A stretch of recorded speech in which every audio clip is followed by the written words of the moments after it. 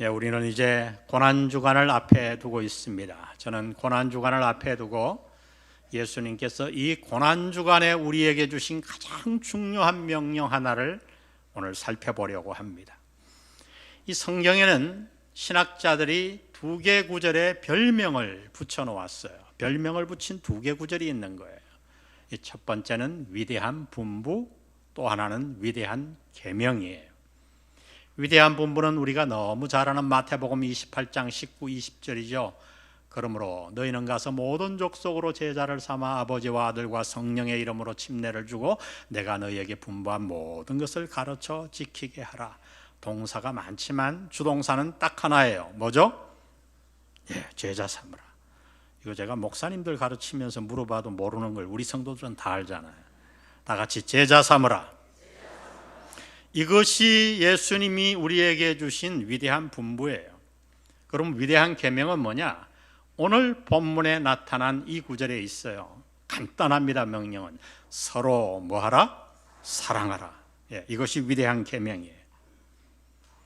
이 계명이 그렇게 중요한 계명이라면 우리는 이 계명을 좀 더 자세히 연구할 필요가 있습니다. 예수님이 도대체 어떤 배경에서 이 말씀을 주셨는가? 때는 예수님이 십자가에 돌아가시기 전날 밤 최후의 만찬 석상이었습니다. 그날의 만찬 석상 분위기는 다른 날과 많이 달랐어요. 식사를 하던 도중에 예수님께서 갑자기 청천벽력 같은 말씀을 제자들에게 하시는 거예요. 너희 중에 누가 나를 팔리라?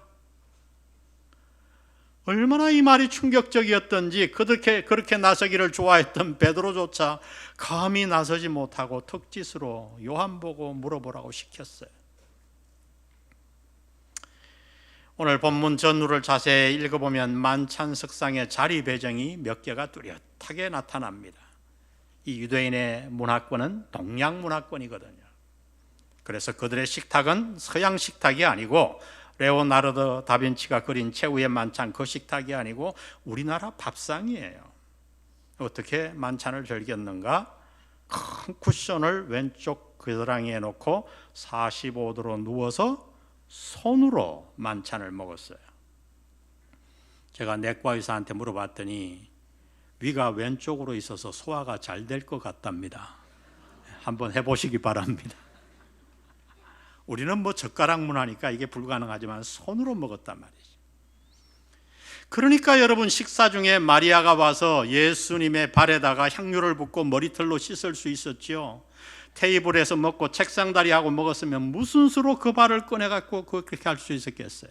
45도로 누워있으니까 식사 도중에 그냥 발 뒤에 와서 향유 붓고 씻을 수 있었던 거예요. 그 예수님의 바로 앞자리에 누가 있었냐 하면 요한이 있었어요. 13장 23절 보세요. 예수의 제자 중 하나 곧 그가 사랑하시는 자가 예수의 품에 의지하여 누웠는지라. 이 레오나르도 다빈치는 이걸 식탁에서 막 눕느라고 애를 써 그려놨는데 그게 아니에요. 45도로 이렇게 누워있으니까 약간만 몸을 털면 품에 안기듯이 누운 게 되잖아요. 그 요한의 맞은편에 누가 있었는가? 베드로가 있었습니다. 예수님께서 너희 중에 누가 나를 팔리라 하니까 너무 기가 막혀서 베드로가 어떻게 했는가? 턱짓으로 요한에게 시켰어요. 네가 물어봐라. 34절 보세요. 시몬 베드로가 머릿짓을 하여 말하되 말씀하신 자가 누구인지 말하라 하니 25절 그가 요한이 예수의 가슴에 그대로 의지하여 말하되 이렇게 뒤에 예수님이 계시니까 주여 누구오니까?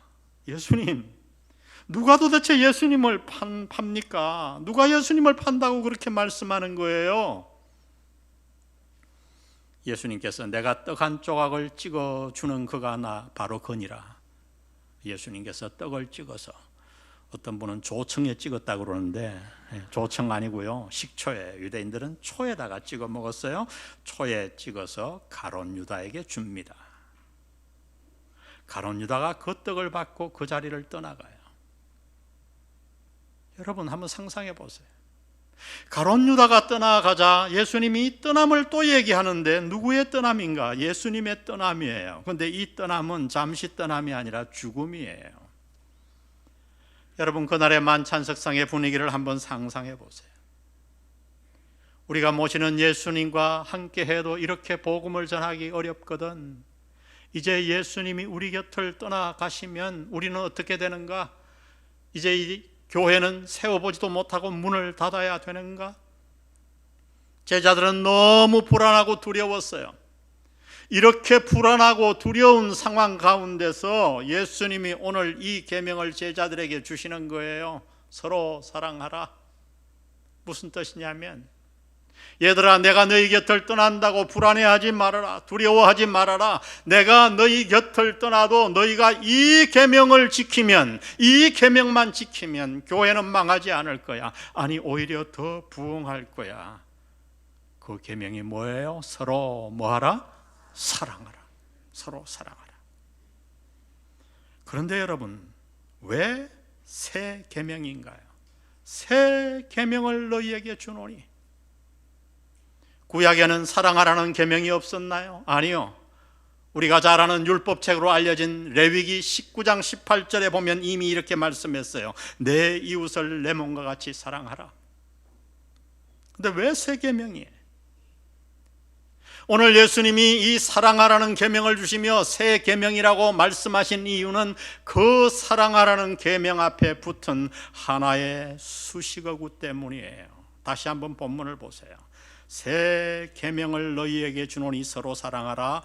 내가 너희를 뭐한 것 같이? 사랑한 것 같이. 내가 너희를 사랑한 것 같이. 여러분, 지금 그러니까 예수님이 우리에게 주시는 이 명령은 우리가 보통 생각하는 그런 사랑의 명령이 아니에요. 학교에서 배운 사랑의 명령이 아닙니다. 우리가 상식적으로 생각한 그런 사랑의 명령이 아니에요. 여기에 바로 오늘 우리 교회에 문제가 있는 거예요. 오늘 우리는 사랑의 계명을 어떻게 이해하는가? 우리가 생각한 사랑, 세상이 말하는 정도의 사랑, 유행가에 나오는 사랑의 정도로 생각을 합니다. 그러니 어떻게 여러분 교회가 능력이 있겠어요? 주님은 우리에게 그런 사랑의 명령을 주신 적이 없어요. 비록 겉으로는 사랑이라는 단어를 사용했지만은 주님이 우리에게 지금 주시는 이 사랑의 명령은 우리가 과거에 알아왔던 그런 세상의 사랑과 전혀 다른 사랑이에요. 그 사랑은 어떤 사랑인가? 내가 너희를 사랑한 것 같은 그 사랑, 주님이 우리를 사랑한 그 사랑인 줄 믿습니다. 이것이 주님이 우리에게 주신 계명이에요. 새 계명이에요. 그러면 여러분, 주님이 우리를 사랑한 그 사랑은 어떤 사랑일까요? 오늘 저는 본문을 통해서 예수님이 우리를 사랑한 사랑의 특징 두 가지를 나누려고 합니다. 첫 번째, 예수님이 본문을 통해 우리에게 가르친 사랑은 어떤 사랑인가? 다 같이 한번 읽어봅니다. 시작. 섬기는 사랑. 섬기는 사랑. 가슴에 콱 박으세요. 이것이 예수님이 우리에게 주신 계명이에요. 섬기는 사랑. 유대인의 만찬은 먼저 식사하기 전에 발을 씻었습니다. 우리는 손을 씻는데 신기하죠? 그들은 발을 씻었어요. 발을 씻으면 손도 씻게 되겠죠? 아마 사막 나라에서 샌들을 신고 오래 여행해서 생긴 습관 같아요. 이 손님이 오면 보통 그래서 하인이 손님의 발을 씻었어요. 이 하인이 없으면 어떡하는가? 낮은 자가 높은 자를 씻어주면 됩니다. 그런데 그날 최후의 만찬 석상에는 하인이 없었어요. 그럼 어떻게 해야 돼요? 낮은 자가 높은 자를 씻어주면 돼요. 그날 보면 물 항아리도 있었고 대야도 있었고 수건도 다 준비되어 있었어요. 그런데 제자들 가운데 아무도 서로의 발을 씻기려 하지 않았습니다. 아마도 그날 베드로는 요한을 째려보며 빨리 안 씻기고 뭐하냐 그랬던 것 같아요. 요한은 그날따라 버텼습니다. 왜 맨날 나냐? 버텼던 것 같아요. 그래서 그들은 결국 발을 씻지도 못한 채로 식사를 시작했어요.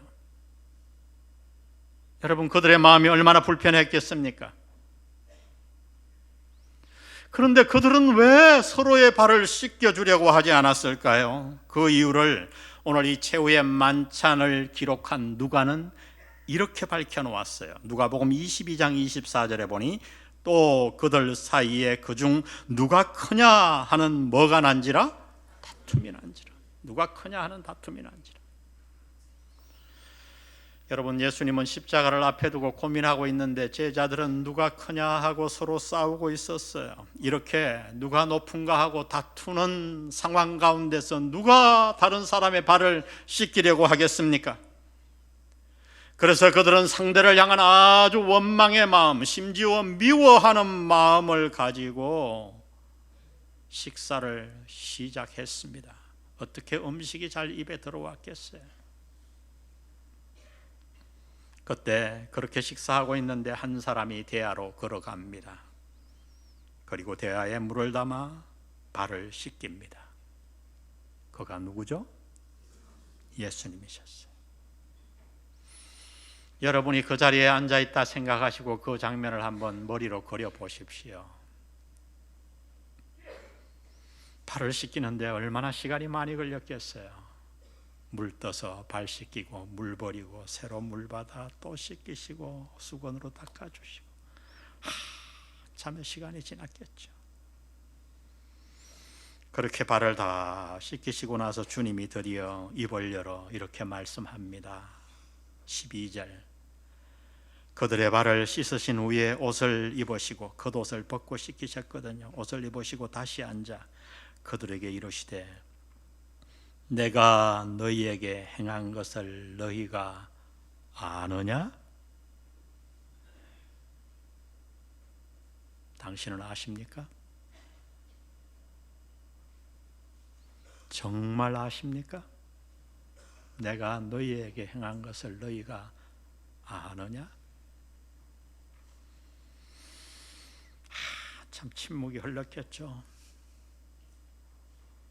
주님이 그리고 이렇게 말씀합니다. 13절에 너희가 나를 선생이라 또는 주라 하니 너희 말이 옳도다. 내가 그러하다. 내가 주와 또는 선생이 되어 너희 발을 씻었으니 너희도 서로 발을 씻어주는 것이 옳으니라. 한마디로 말하면 누가 높다고 서로 자존심 세우고 다투지 말고 서로 섬기거라. 이 아주 건전한 교파 가운데 하나 형제교회라는 교파가 있어요. 미국은 조금 다른데 이 브레스렌 형제교회 아주 건전한 교파인데 거기는 교회 의식에 주의 만찬과 침례 외에 한 가지를 더 추가했어요. 발 씻김, 수건입니다. 저도 사실 목회 초기에 이것을 우리 교회에 하나 도입을 할까, 발 씻을까 그 정도로 고민했어요. 발을 씻어 보셨나요? 저는 어떤 모임에 가서 발을 씻어 봤어요. 다른 사람의. 참 분위기가 숙연해집니다. 우리가 생각했던 거하고 너무 달라요. 요즘 교회 안에 섬김이 사라지고 있어요. 아마도 사회의 영향일 거예요. 왜요? 요즘 세상은 모두가 자기만을 생각하잖아요. 내 고통, 내 아픔, 내 가정, 그저 나만 생각해요. 모든 게 나예요. 다른 사람들의 고통은 그저 스쳐 지나갑니다. 모두가 자기 사랑에 함몰되어 있어요. 여러분, 그 결과는 멸망이에요. 멸망이에요. 왜 오늘 이렇게 우리 사회가 소득 3만 불을 넘고 잘 살게 되었는데도 우리의 삶은 이렇게 살기 어려운가요? 왜 날이 가면 갈수록 문명은 발달하는데 우리의 삶이 더 팍팍해져 가는가요? 이유는 하나입니다. 모두가 나만을 생각하기 때문이에요. 이 잘못된 흐름이 오늘 교회 안에도 들어오고 있어요. 그런 우리에게 이 고난주간을 맞아서 예수님은 우리에게 계명을 주고 계시는 거예요. 얘들아, 내가 너희의 주가 되어 주인이 되어 너희의 발을 씻겼다. 그러니 너희도 그렇게 생하거라. 그렇게 섬기거라. 섬김은 사실 삶에서 여러 가지 모습으로 나타날 수 있죠. 교회 안을 말하면 교사, 식당, 카페, 목자, 성가대, 주차, 안내, 반찬, 봉사, 수없는 섬김이 있어요. 그런 섬김들이 중요하다는 거예요. 가정에서도 마찬가지예요. 저는 이 본문을 하다가 우리 집 사람이 복을 얻었는데 제가 화장실 청소를 하기로 선포를 했습니다. 사실 유학생활 동안 계속 제가 화장실 청소를 했는데 언제부턴가 안 했거든요. 제가 다시 하겠다고. 기도해 주시기 바랍니다. 얘기하고 나서 후회를 많이 해서 이거 잘못 얘기한 거 아닙니까? 네, 여러분, 섬김은 가정에서도 일어나는 거예요. 우리 다 이기적인 존재예요. 여러분, 요즘 과거에 많은 우리 교회나 성도들이 하던 섬김 가운데 점점 없어지는 게 뭐냐 하면 가정에 손님을 초대하는 거예요. 우리 교회는 일식 삼찬 또 판락 반찬을 하나 해와서 이렇게 하라고 그랬잖아요. 여러분, 10년 20년 전에 생각해 보세요. 목장교회 다 집에서 모였어요. 교회에서 안 모였어요. 아이들 한번 왔다 가면 집이 쑥대밭이 되는 거죠. 그래도 매주 섬겼어요. 근데 요즘은 안 하려고 그래요. 여러분, 한번 해보세요. 교회에서 목장교회를 모이더라도 적어도 한 학기 아니면 1년에 한 번씩 목원들 집에 돌아가면서 한번 모여보세요. 반찬해 갖고 가서 3가지 반찬만 딱 하고 목장교제가 달라져요. 분위기가 달라져요. 왜요? 이것이 예수님이 우리에게 주신 명령이거든요. 물질의 여유가 있으면 어려운 자들을 지나치지 말고 섬겨보세요. 이게 예수님의 말씀이에요. 섬김은 멀리 있는 것이 아니에요. 우리의 삶 가까이 있습니다. 이 고난주간에 예수님이 우리에게 주시는 이 섬김의 사랑이 우리의 삶에 녹아들기를 주의 이름으로 축복합니다. 두 번째로 주님이 우리를 사랑하신 사랑, 첫 번째는 섬기는 사랑이고요. 두 번째는 어떤 사랑인가? 우리 다 같이 한번 읽어봅니다. 시작. 용서하고 받아주는 사랑. 용서하고 받아주는 사랑. 이건 역시 가슴에 꽉 담으세요. 여러분, 멀리 갈 것 없이 그날 최후의 만찬의 제자들을 한번 살펴보세요. 예수님은 십자가를 앞에 두고 고민하고 있는데 그들은 누가 더 높은 자리를 차지할까 싸우고 있었어요. 수제자라고 하는 베드로는 예수님을 3번씩이나 모른다고 부인했습니다. 체포대가 도착하자 제자들은 다 도망가고 말았어요. 그러나 예수님은 그들을 끝까지 사랑하셨습니다. 끝까지 사랑하셨어요. 예수님은 끊임없이 우리들을 용서하셨어요. 참으로 놀라운 것은 그날 예수님이 가룟 유다의 발을 씻겼을까요? 안 씻겼을까요? 씻겼지요. 전 상상해 봤어요. 어떻게 그 발을 씻겨요? 그냥 주먹으로 그 발을 내리쳤을 것 같아요. 근데 예수님 다 씻기셨어요. 회개의 기회를 주신 거죠. 참 유다 악해요. 그 마음을 이미 품었잖아요. 예수님이 발을 씻겼으면, 거기서 엎드려졌으면 구원 얻었을 텐데. 저는 C.S. 루이스를 아주 좋아하는 거 여러분 아십니다. 신학적인 성경의 진리를 그렇게 정확하게 표현한 사람은 별로 없는 것 같아요. 근데 놀라운 건 C.S. 루이스는 평신도예요. 목회자가 아니에요. C.S. 루이스가 사랑에 대해 기록한 말을 제가 한번 읽어드립니다. 사랑하는 것은 상처받는 것이다. 누군가를 사랑해보라. 그러면 당신은 곧 상처받게 될 것이다. 만일 상처받기를 원치 않거든 그 누구도 사랑하지 말라. 당신의 마음을 아무에게도 주지 말라. 심지어 동물에게조차도. 당신의 마음을 굳게 철장 안에 가두라. 그리고 적당한 예의와 고상한 취미로 당신의 마음을 독려매라. 그러면 당신은 결코 상처 입지 않으리. 그러나 한 가지, 그 안에서 당신의 마음은 누구도 사랑할 수 없는 굳은 마음으로, 누구도 가까이 하지 못할 단단한 마음으로, 그리고 누구도 치료하지 못할 치료 불능의 마음으로 점차 변해갈 것이다. 여러분, 사랑하기 원하십니까? 그렇다면 상처받을 준비를 하십시오. 사랑은 상처받는 거예요. 예수님은 평생 상처받으며 사셨어요. 그가 또 많은 사람들로부터, 그의 형제 가족으로부터, 그리고 그가 그렇게도 사랑했던 제자들로부터, 그러나 예수님은 단 한 번도 그들을 향한 사랑을 포기한 적이 없으십니다. 그분은 마지막 십자가에서도 그들을 찌르는 그들을 향해 아버지께 이렇게 기도했어요. 아버지, 저들의 죄를 사하여 주옵소서. 저들이 하는 것을 알지 못함이니이다.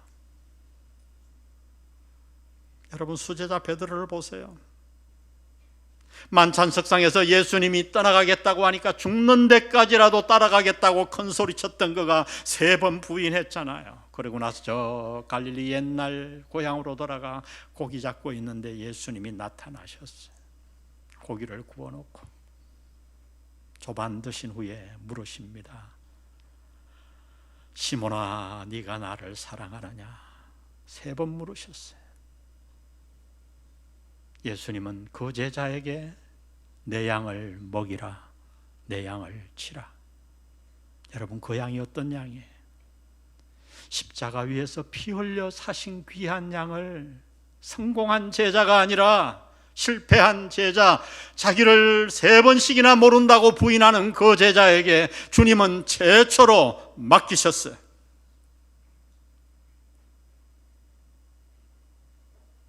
이것이 우리를 향한 예수님의 사랑이에요. 이것이 주님이 우리에게 부탁하신 사랑이에요. 내가 너희를 사랑한 것 같이 그런 사랑으로 너희도 서로 사랑하거라. 인형 얘기 하나 하고 제가 설교 마치려고 합니다. 남자아이 3을 낳고 마지막 4째로 너뚱이로 딸을 낳은 집안이 있었어요. 생각해 보세요.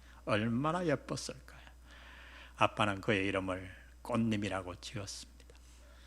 꽃님이는 행복하게 사랑을 받으며 자랐지만 약간 자라고 나서 좀 외로웠어요. 왜? 다 짐승들만 있거든요.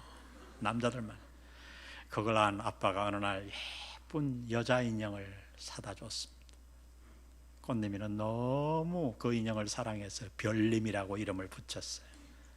그때부터 이 별님 인형은 꽃님이의 둘도 없는 친구가 됩니다. 밥을 먹을 때는 항상 의자를 따로 해서 옆에 있었고, 물론 침대에서 같이 데리고 잤고, 목욕을 할 때도 옆에 별님 인형을 놓고서야 목욕을 했어요. 세월이 가며 이 별님 인형은 누더기 인형이 되어갑니다.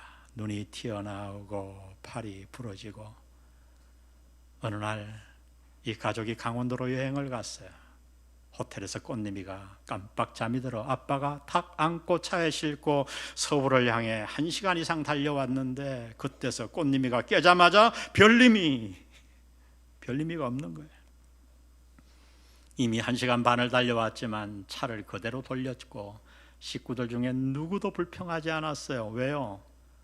그 별님 인형이 꽃님이에게 얼마나 소중한가를 가족은 다 알았거든요. 호텔에 갔더니 없어요. 온 호텔을 뒤져 어디에서 찾았는가? 쓰레기 하치장에서. 직원을 나무랄 수 없었어요. 왜요? 그건 누가 봐도 쓰레기장으로 가야 할 누더기 인형이었어요. 아무리 친절한 호텔 직원도 그걸 주인에게 찾아줄 만한 상황이 아니었어요. 다 떨어진 인형. 세월이 흘러 꽃님이는 자라 집을 떠났습니다. 부모님들은 꽃님이가 가지고 놀던 모든 물건을 다 정리했지만 이 별님 누더기 인형은 유리상자에 넣어 장롱 안에 넣어 놓았어요. 왜요? 훗날 꽃님이가 시집가서 딸을 놓으면 이 인형을 수선해서 선물로 주려고. 미국에는 제가 가서 놀란 거, 인형 수선비가 우리나라 사람 수술비보다 비쌉니다. 왜 그러냐? 수선을 하는데 30년 전의 그 옷감, 30년 전의 그 단추를 그대로 구해서 고쳐야 되거든요. 굉장히 값이 비싸요. 여러분, 이제 질문해 보세요. 무엇이 그 누더기 인형, 별님 인형을 그렇게 가치 있게 만들었을까요? 그 별님 인형에게 가치가 있어서? 아니요. 그건 누더기가 그렇게 친절했던 호텔 직원조차 주인을 찾을 생각도 못한 누더기 인형이었어요. 여러분, 누더기 별님 인형을 가치 있게 만든 것은 그 안의 가치가 아니라 그 별님 인형을 향한 꽃님이의 사랑이었습니다. 로마서 5장 8절에서 사도 바울은 이 진리를 깨닫고 우리에게 이렇게 외칩니다. 우리 다 같이 한번 읽어보겠습니다. 시작. 우리가 아직 죄인 되었을 때에 그리스도께서 우리를 위하여 죽으심으로 하나님께서 우리에 대한 자기의 사랑을 확증하셨느니라. 우리가 아직 죄인 되었을 때에, 누더기였을 때에, 죄 가운데 있으면서도 죄가 무엇인지도 모를 그때에 하나님께서 그리스도를 보내셨고 그리스도께서 우리를 위하여 죽으심으로 우리에 대한 자기의 사랑을 확증하셨다고 하나님은 바울을 통해 말씀해 주십니다. 여러분, 그렇습니다. 우리가 사랑받을 만한 자격이 있어서, 가치가 있어서 하나님이 우리를 사랑하신 게 아니에요. 사랑받을 자격 전혀 없는데 우리는 왜 이렇게 가치 있는 자가 되었는가? 1억짜리, 1조짜리 정도가 아니라 예수님짜리, 예수님이 나를 위해 대신 죽을 정도의 가치 있는 자가 되었는가? 그 이유는 저와 여러분을 향한 이해 못할 하나님의 사랑 때문인 줄 믿습니다. 우리는 누더기 인형이에요. 우리 안을 보세요. 뭐 선한 게 있어요? 그러나 우리는 아주 귀한 누더기 인형이에요. 왜? 예수님이 나를 대신하여 십자가에 죽으실 정도로 하나님이 우리를 사랑하셨기 때문에. 이렇게 우리를 사랑하신 그 주님이 이 땅을 떠나며 마지막으로 우리에게 한 가지 계명을 부탁하셨어요.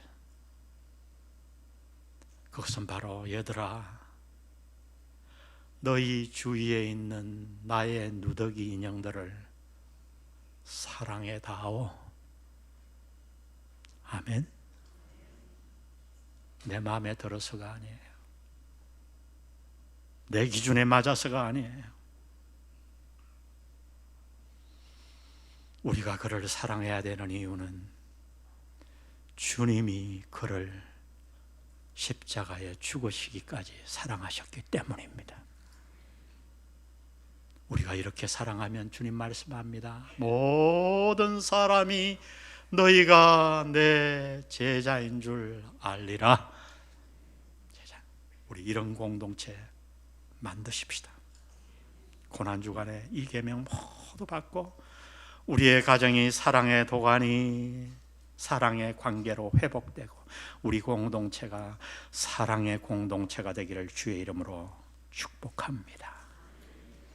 우리 오늘 말씀 생각하며 우리 많이 불렀던 찬양이죠. 형제의 모습 속에 보이는 우리 이 찬양 주님 앞에 드리십시다.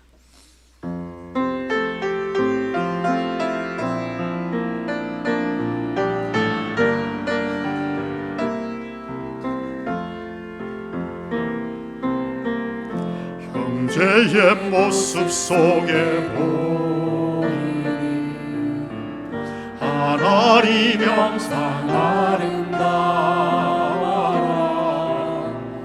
존귀한 주의 자녀 됐으니 사랑하며 섬기리. 우리의 모임 주, 우리의 모임 주에 임하신 하나님 영광, 하나님 영광 아름다워라. 존귀한 왕이 여기 계시니 사랑하며 섬기리. 우리 두 손 가슴에 얹으겠습니다. 오늘 단 하나를 위해 기도하지 않겠습니까? 주님, 이 고난주간에 내게 주신 계명 제가 받을게요. 혹시 여러분 마음속에 맺혀 있는 사람들이 있나요? 누군가를 향해 이 고난주간에 해결하십시오. 주님 앞에서 해결하십시오. 우리가 살면 얼마나 살겠습니까? 내일 우리는 사고로 이 땅을 떠날지도 몰라요. 얘들아, 너희 주위에 있는 누더기 인형들을 사랑해다. 나의 누더기 인형. 주님, 내 마음에 끄리낌이 있고 섭섭한 모든 누군가를 향한 이 마음 성령께서 오늘 없이 해 주옵소서. 우리 다 같이 기도하고 돌아갑니다. 기도하십시다. 하나님 아버지, 오늘 이 말씀 앞에 우리를 내어놓습니다. 우리의 손에 무슨 능력이 있겠습니까? 예수님, 보혈의 손으로 부족한 우리의 손 위에 손을 얹어 주옵소서. 나도 모르게 작은 손에 하나에 아버지 담을 쌓고 살았던 것, 섭섭한 마음을 쌓고 살았던 것 회개합니다. 주님, 우리 가운데 역사하셔서 누더기 같은 나를 사랑하신 그 사랑, 나도 내 주위에 있는 사람들을 사랑하기 원합니다. 내 가족을, 내 형제를, 내 모건들을 사랑하기를 원합니다. 나에게 상처 입은 자들 아버지 사랑하기를 원합니다. 하나님, 은혜를 베풀어 주시고 성령의 능력을 주셔서 우리의 마음을 하나님 앞에 맡겨주고 주의 능력 안에 우리를 붙들어 올려 주옵소서. 아버지, 이 고난주간에 최후의 만찬석상에서 우리를 향한 그 명령 섬기며 살게 하시고 용서하고 받아주게 살게 하시고 아버지, 그런 사랑으로 사랑하는 우리 모두에게 하나님 도와주시고 하나님께서 역사하셔서 우리가 정말 예수님이 볼 때 인정하는 그러한 삶을 살아갈 수 있도록 하나님 도와주옵소서. 주님, 그렇게 도와주옵소서.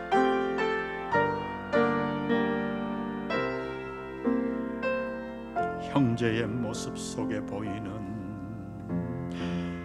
형제의 모습 속에 보이는 하나님 형상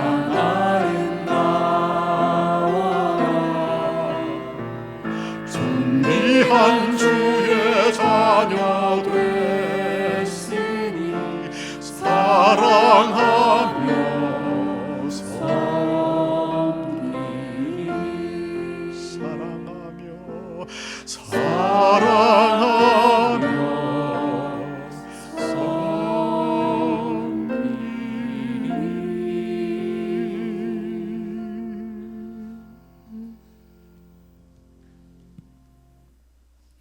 주님, 우리가 만찬석상에 있지 않아 주님이 내 발을 씻기지 않았을지라도 주님이 물로 우리의 발이 아니라 십자가의 보혈의 피로 우리를 다 씻긴 사실을 우리가 압니다. 주님, 누더기 같은 우리를 사랑해 주셔서 감사합니다. 그래서 오늘 이 만찬석상에 나를 향한 주님의 계명을 우리가 이해했고 이제 남은 생애 동안 그 명령을 따라 순종하며 살고 싶습니다. 연약한 우리를 붙드시고 성령께서 도와주시옵소서. 막힌 담을 흘러주시옵소서. 성부, 성자, 성령의 은혜가 오늘 말씀 들은 이후 이 고난주간에 주님이 나를 사랑한 그 사랑으로 내 가족과 옆에 형제와 목원들과 사랑하는 성도들 모두를 사랑하기로 작정하는 영한 성도들 머리 위에 지금부터 영원히 함께 하시기를 예수님의 이름으로 축원합니다. 아멘.